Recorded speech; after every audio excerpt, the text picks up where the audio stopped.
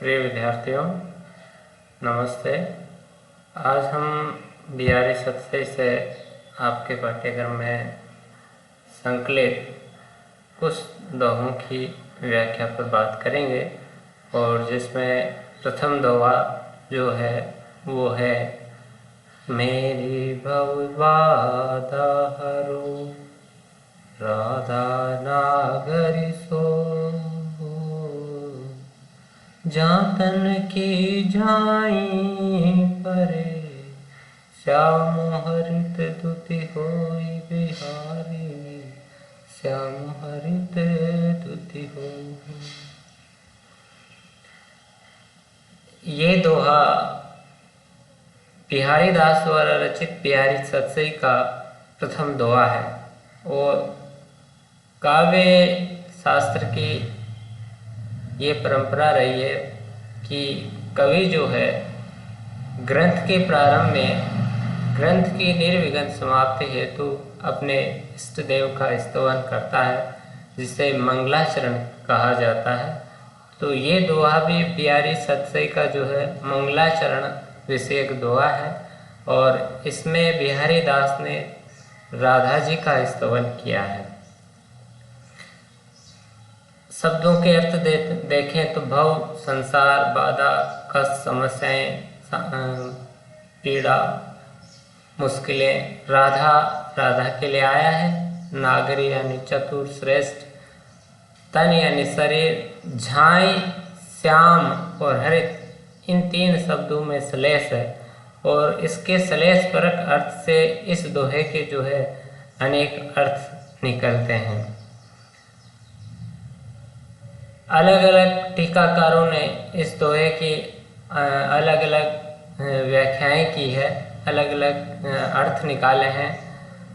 तो पहले इसका सामान्य अर्थ जो मंगलाचरण के अर्थ में लिया जा सकता है वो देखते हैं कि वो चतुर राधिका जी, सो यानी वही, वो चतुर राधिका जी, वो श्रेष्ठ राधिका जी मेरी सांसारिक बाधाओं का हरण करे, मेरी सांसारिक बाधाओं को दूर करे, जिनकी परछाई मात्र से ही, जिनके शरीर की परछाई से ही श्याम वर्ण वाले श्री कृष्ण भी प्रसन्न वदन हो जाते हैं, हरित हो जाते हैं, प्रसन्न वदन हो जाते हैं।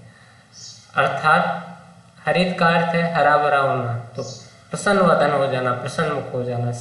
जिनके झाई से, जिनकी झलक मात्र से ही, जिनके दर्शन मात्र से ही श्री कृष्ण भी प्रसन्न वदन हो जाते हैं, ऐसे वो श्रेष्ठ या चतुर राधिका जी मेरी सांसारिक बाधाओं को दूर करें। कवि व्यंजना करना चाहता है कि जो राधिका जी पूर्ण समर्थ भगवान श्री कृष्ण को भी अपने दर्शनों से पूर्ण काम कर देती है, उनकी भी इच्छा पूर्ण कर देती है, उनकी को भी प्रसन्न कर देती है, तो उन्हें मुझ जैसे तुच्छ प्राणी को पूर्ण काम करने में तो कोई श्रम नहीं करना पड़ेगा। यही कारण है कि कवि जो है ग्रंथारंभ में उन राधिका जी से, राधा जी से समस्त सांसारिक बाधाओं को दूर कर पूर्ण काम करने की प्रार्थना करता है। अब बिहारी रत्नाकर में इस दोहे के जो तीन अर्थ किए गए हैं वो इसके झाई, श्याम और हरित, इन तीन शब्दों के श्लेष परक अर्थों से किए गए हैं।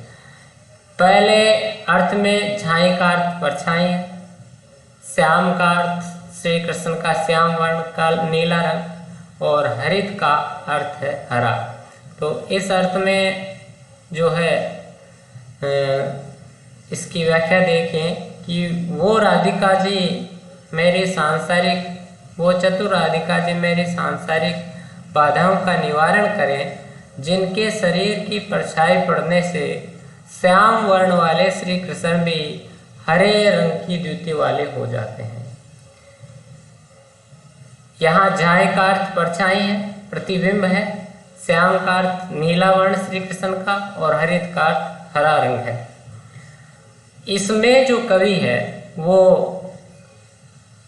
राधिका के शरीर की गुराई, गौर वर्ण की प्रशंसा करता है कि राधिका के शरीर की जो कांति है वह स्वर्णिम है और उनके शरीर की पीताभ आभा से श्री कृष्ण का जो नीला वर्ण है, नीला रंग है, वो भी हरे रंग में बदल जाता है। श्री कृष्ण भी हरे रंग के हो जाते हैं। वर्ण विज्ञान जो है मतलब रंगों का विज्ञान, उसमें नीले रंग और पीले रंग को मिलाने से हरा रंग बनता। तो यहाँ बिहारी के वर्ण विज्ञान विषय ज्ञान का भी पता चलता है।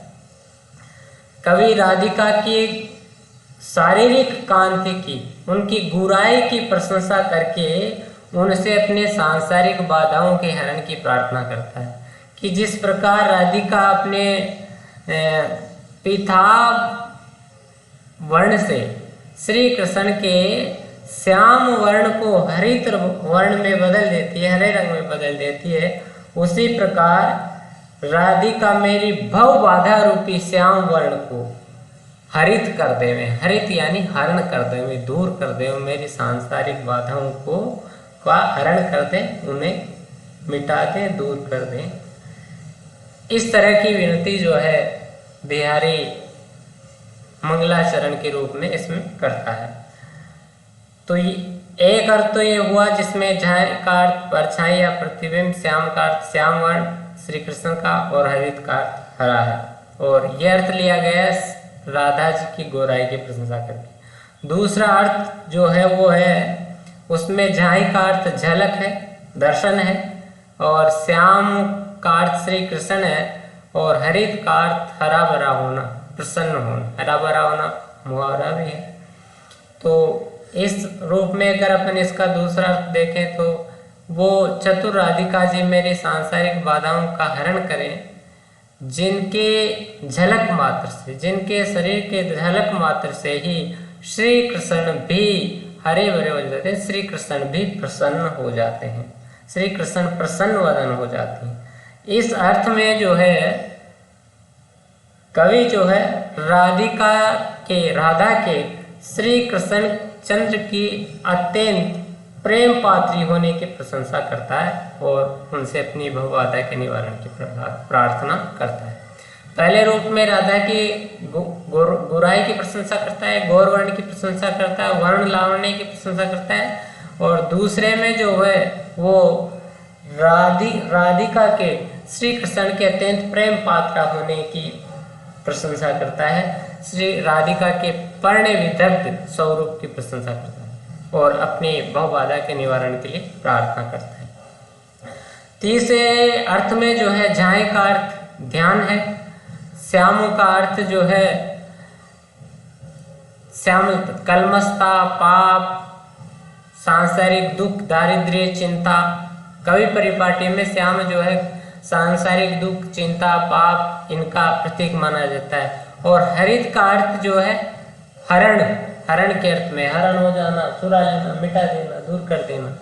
तो वो चतुर राधिका जी, तीसरा अर्थ है वो चतुर राधिका जी मेरे सांसारिक बाधाओं को दूर करें, जिनके रूप का ध्यान भक्त के हृदय में आने से भक्त के काले रंग वाला पदार्थ अर्थात कलमस्ता, पापों का, सारे सांसारिक दुख, दारिद्र्य और चिंता जो है वह उसकी द्युति का हरण हो जाता है। अर्थात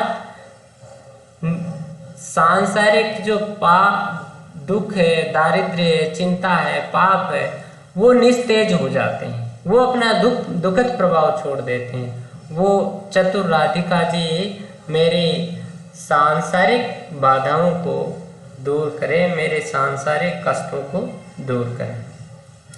तो इस तरह से इस दोहे में जो है सलेस से 3 अर्थ निकलते हैं, और विशेष में अपन लिख सकते हैं कि ये दोहा जो है बिहारी सतसई का मंगलाचरण विषयक दोहा है, और ये आशीर्वादात्मक एवं वस्तु निर्देशात्मक जो है इसमें मंगलाचरण का रूप व्यंजित हुआ है।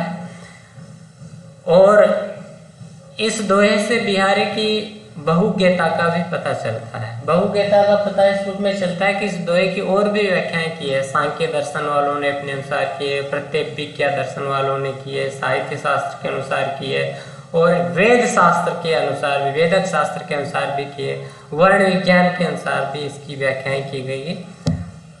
एक बात जो है, इसमें कवि ने राधा जी को श्री कृष्ण से भी अधिक महत्व दिया है। राधा जी को भी श्री कृष्ण को पूर्ण काम करने वाली बताया गया, राधा जी को भी श्री कृष्ण से अधिक तेजोमयी बताया है, और इसलिए इसमें जो है इस राधा वल्लभ संप्रदाय का जो प्रभाव है वो परिलक्षित होता है। राधा वल्लभ संप्रदाय श्री कृष्ण की उपासना से संबंधित एक संप्रदाय है जिसमें राधा को कृष्ण से भी अधिक महत्व दिया जाता है, और राधा का स्तुति करने से माना जाता है कि कृष्ण की भी स्तुति हो जाती है। जो श्री कृष्ण को ही प्रसन्न कर देती है, वो राधिका जी अगर प्रसन्न हो जाएंगी तो श्री कृष्ण स्वतः प्रसन्न हो जाएंगे। शिल पक्ष की बात करें तो दोहा छंद है, और अलंकारों की बात करें तो इसमें सलेस अलंकार का चमत्कारी प्रयोग हुआ है। ब्रजभाषा का सरस साहित्यिक भावानुकूल साहित्यिक प्रयोग है। इसके अतिरिक्त मुक्तक शैली है और मंगलाचरणात्मक ये दोहा है, मंगलाचरण विषयक दोहा। बिहारी की समासिक शक्ति का भी इससे परिचय मिलता है। अगला दोहा देखिए, जुवती जोन में मिली गई, नेक न होती लखाए, सोंधे के डोरे लगी, अली चली संग जाए। जुवती युवती का तद्भव रूप है। जौन ज्योत्सना, जुन्हाई, जुन्हाई जौन चांदनी। नेक यानी बिल्कुल भी, लख आय यानी लख यानी होता है देखना। सौंधे सुगंध का जो है, सुगंधी का भ्रष्ट है। डोरे डोर रस्सी सूत्र, अली सखी संग चली जाए, संग यानी साथ। इसमें बिहारी दास जी ने ज्योत्सना अभिसारिका, ज्योत्सना अभिसारिका नायिका के सौंदर्य का, वर्ण लावण्य का चित्रण किया है, वर्णन किया है। ज्योत्सना अभिसारिका क्या होती है? अभिसार का अर्थ होता है प्रियतम से मिलन, प्रियतम से गोपन मिलन, उसको कहा जाता है अभिसार। और प्रियतम से गोपन मिलन के लिए जाने वाली नायिका को कहा जाता है अभिसारिका। अभिसारिका कृष्णाभिसारिका और शुक्लाभिसारिका होती है। कृष्णाभिसारिका मतलब कृष्ण पक्ष में प्रियतम से मिलन करने वाले अंधेरी रात में वो जो है कृष्णाभिसारिका, और शुक्ल पक्ष में चांदनी रात में प्रियतम से मिलन करने वाले जो नायिका है वो ज्योत्सना अभिसारिका नहीं। तो इसमें ज्योत्सना अभिसारिका नायिका का चित्रण है, और वो नायिका अपने प्रियतम से अभिसार के लिए जा रही है। आसमान से जो है चांदनी धरती पर बिखर रही है, चांदनी की बरसात धरती पर हो रही है। नायिका भी जो है श्वेत वस्त्रावृता है। नायिका ने श्वेत वस्त्र जो है पहन रखे हैं, जिनकी शारीरिक कांति शुभ्र है, और जिसकी शारीरिक कांति, नायिका की जो शारीरिक कांति है वो शुभ्र है, श्वेत है। वो नायिका अत्यंत गौरांगना है, और चांदनी नाथ में उसका जो लावण्य है वो चांदनी से एकाकार हो जाता। तो इस स्थिति का वर्णन करते हुए बिहारी कहते हैं कि जुवती जोन में मिल गई। नायिका जो है अपनी श्वेत शारीरिक कांति के चांदनी में विलीन हो गई, चांदनी के साथ मिलकर के एकाकार हो गई। श्वेत वस्त्रावृता, श्वेत शारीरिक कांति वाली गौर वर्ण वाली नायिका, श्वेत वस्त्रावृता अत्यंत गौर वर्ण वाली ज्योत्सना अभिसारिका नायिका जो है वो चांदनी में पूरी तरह से विलीन हो गई, चांदनी के साथ वो एकाकार हो गई। नेक न होत ही लखाए, और नेक यानी बिल्कुल भी दिखाई नहीं। चांदनी से जो है उसका पृथक और स्वतंत्र अस्तित्व जो है बिल्कुल भी दिखाई नहीं देता। चांदनी के साथ, चांदनी की सुप्रज्वल कांति के साथ नायिका के श्वेत वस्त्र, नायिका की का जो गौर वर्ण है, नायिका के शरीर की जो श्वेत शारीरिक कांति है, उसके साथ मिलकर के एकाकार हो गई, उसमें पूर्ण रूप से विलीन हो गई। और इस कारण नायिका का शरीर बिल्कुल भी दिखाई नहीं दे रहा है। और सौंधे के डोरी लगी, सौंधे यानी सुगंध की डोरी के सहारे ही अली यानी सखी चली संग जाए, उसकी जो सखी है वो उसके साथ चली जाए।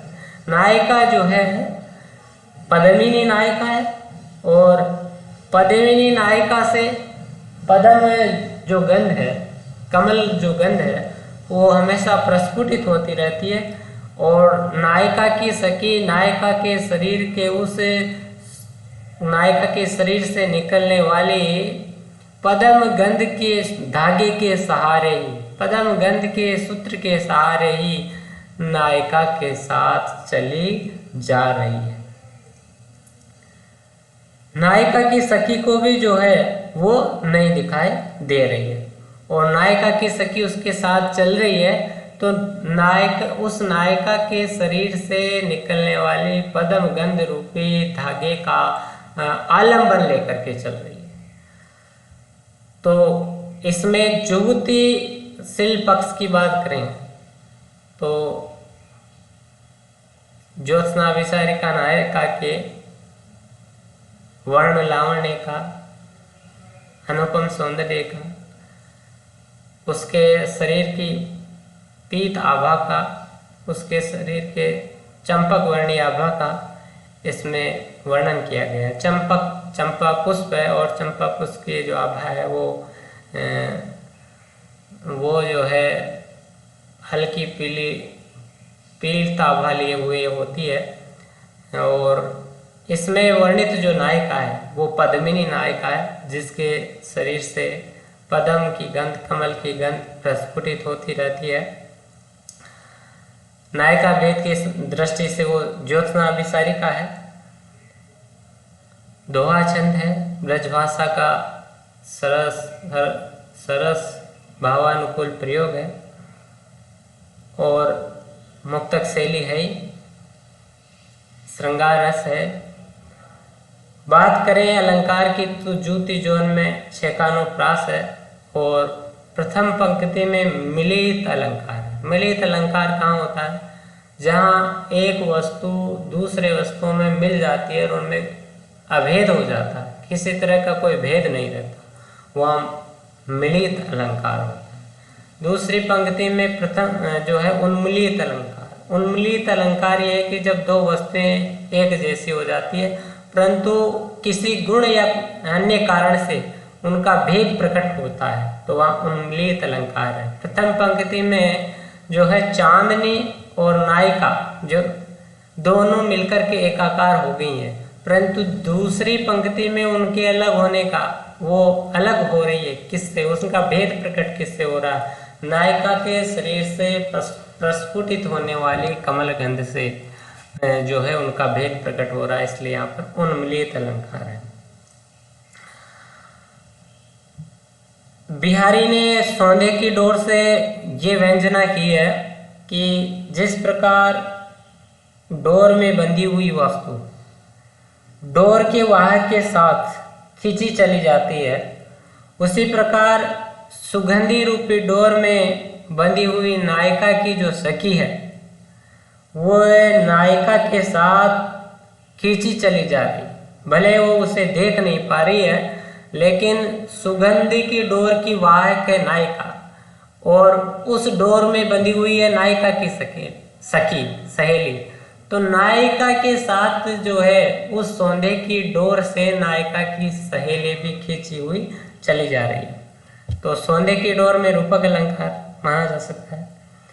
ऐसा वर्णन जो है अन्य कवियों ने भी किया है, जैसे मतीराम की पंक्तियां अपन देखें, पीछे पीछे आवत अंधेरी सी भंवर बीत, आगे आगे फैलत उजारी मुखचंद की, पीछे पीछे भौरों की भीड़ आ रही है, आगे आगे जो है मुख रूपी चंद्रमा की उजियारी फैल रही।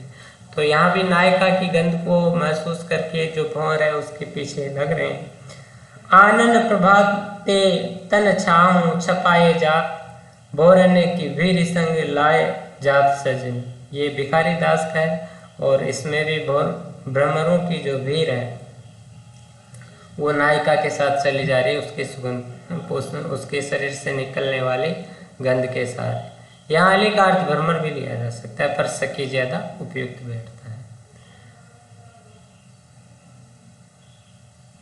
अगला दोहा है, हो रीझी लखी रीझियों छबी छबीले लाल, सोन जुई से होती दुती मिलत मालती माल।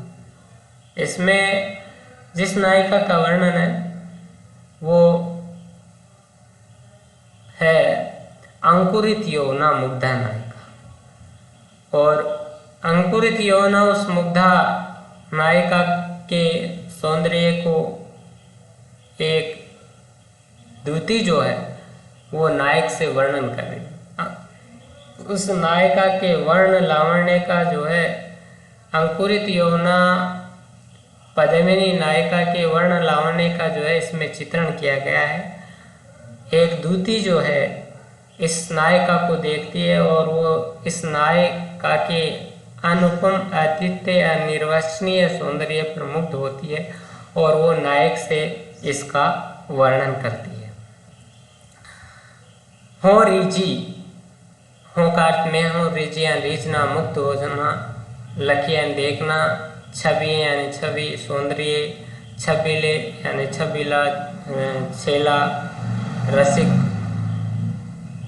लाल नायक के लिए आया है। सोनजूही, सोनजूही का पुष्प है जो पीत आभा लिए होता है, जिसका पीला रंग होता है। द्युति यानी चमक कांति है। मालती जो है पुष्प का नाम है जो श्वेत कांति का होता है, सफेद रंग का, श्वेत रंग का होता है।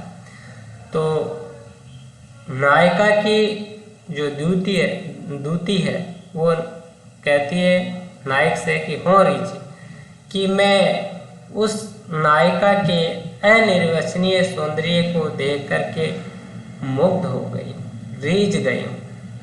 और हे छबीले, हे रसिक युवक, लखी रीझियो छबी, तुम भी उस नायिका के अनिर्वचनीय सौंदर्य को देख करके रीझ जाओगे, क्योंकि उस नायिका का वर्ण, उस नायिका का रंग इतना लावण्यमय है और चंपक पुष्प के समान इतनी स्वर्ण आभा से युक्त है, इतनी पीत आभा से युक्त है।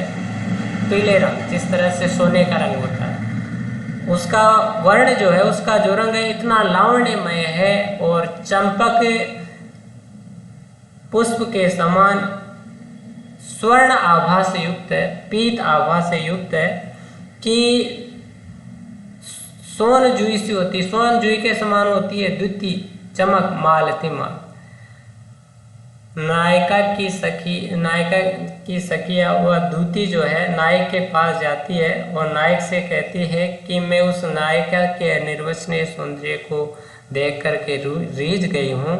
हे रसिक युवक, हे छेल छबीले रसिया, उस नायिका का वर्ण सौंदर्य, उस नायिका का वर्ण इतना लावण्यमय है, इतनी पीत आभा से युक्त है, इतनी स्वर्णिम आभा से युक्त है, चंपक पुष्प के समान स्वर्णिम है कि उसके शारीरिक कांति से उसके गले में पड़ी हुई श्वेत मालती पुष्पों की माला भी सोन जूही के पुष्पों के समान पीत आभा से युक्त हो गई है, पीत आभा से युक्त हो गई है, पीत आभा से युक्त चमक से चमक रही, पीली हो गई, पीली आभा से चमक रही।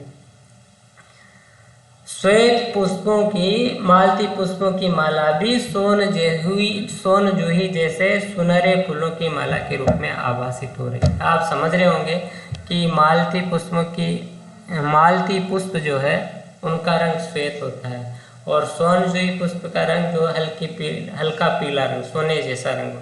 नायका का रंग जो है वो सोने जैसा है, उसके सारी कांति स्वर्णिम है, और वो स्वर्णिम कांति इतनी तेजमय है, इतनी तेजोमय है कि श्वेत जो कांति है मालती पुष्पों की, जो श्वेत चमक है वो भी पीली पड़ गई, वो भी पीत आभा से चमकने लग गई है। तो इसमें जिस नायिका का वर्णन है वो अंकुरित यौवना है। अंकुरित यौवना का मतलब है जिसमें यौवन का अंकुरण हो रहा है। और मुग्धा नायिका, मुग्धा का अर्थ है कि जिसमें काम चेष्टा रहित लज्जा भाव से युक्त जो नायिका होती है उसे मुग्धा कहते हैं। तो इसमें जो है अंकुरित यौवना मुग्धा नायिका का चित्रण है। नायिका के अनिर्वचनीय सौंदर्य का इसमें वर्णन किया गया है। और नायिका का सौंदर्य अनिर्वचनीय कैसे है, इसकी विवेचना बिहारीदास इस रूप में करते हैं कि हो रीजी कि नायिका की जो दूती है, सखी है, वो भी नायिका के सौंदर्य पर रीझ गई। अक्सर ये होता है, देखने में आता है कि कोई भी स्त्री जो है वो दूसरी स्त्री के सौंदर्य पर रीझती नहीं है, तो दूसरे के सौंदर्य पर मुग्ध नहीं होती।